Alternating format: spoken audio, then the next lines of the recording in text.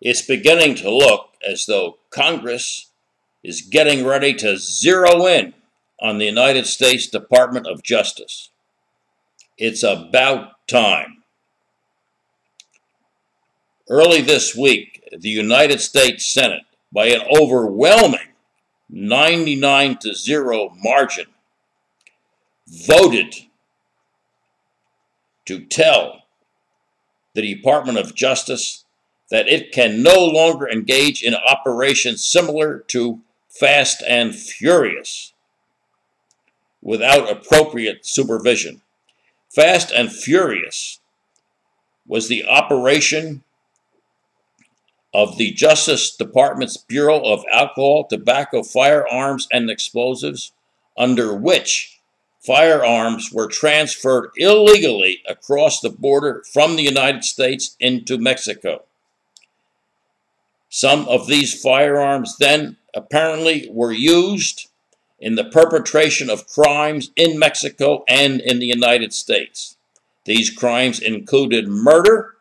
These crimes included the murder of American law enforcement agents. What you had here was a Justice Department and its Bureau of Alcohol, Tobacco, Firearms, and Explosives supposedly charged with enforcing American law, and in this case, American firearms law, engaging in illegal activity themselves.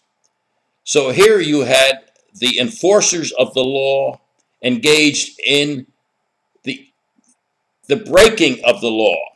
This has been an outrageous scandal. Hopefully now the Congress is getting ready to take a good, clear look at the Justice Department. There were many interesting things about this vote. Among the most interesting things about it was the fact that this vote had the support of conservative Republicans and liberal Democrats. The vote came on an amendment to an appropriations bill, the amendment being offered by a conservative Republican, Senator John Cornyn of Texas. It had the full support of a committee chair of a relevant subcommittee of the Appropriations Committee. That was Senator Barbara Mikulski of Maryland. So you had conservative senators and liberal senators backing this move to zero in, to tell the Justice Department to lay off, to in effect stop engaging in this illegal activity. We hope, of course, that when this appropriations measure, which now includes this amendment, gets to the House of Representatives, the House there will include this amendment in the bill when it finally takes it up. There has been some evidence that people in the White House knew about Operation Fast and Furious,